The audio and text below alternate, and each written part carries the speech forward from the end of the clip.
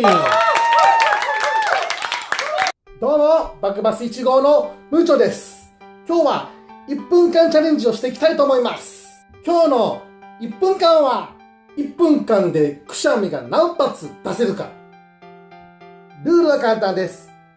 ティッシュで小よりを作っても OK です。そして、鼻水は絶対に出さない。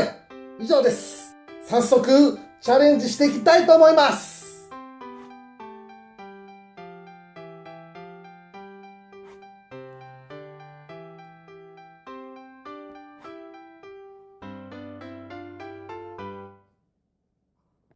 用意スタート。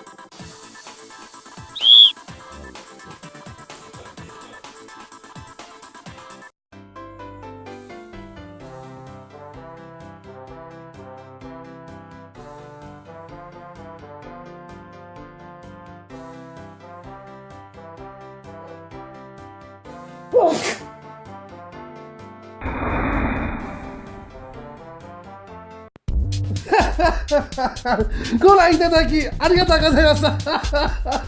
よかったらチャンネル登録よろしくお願いします。また明日。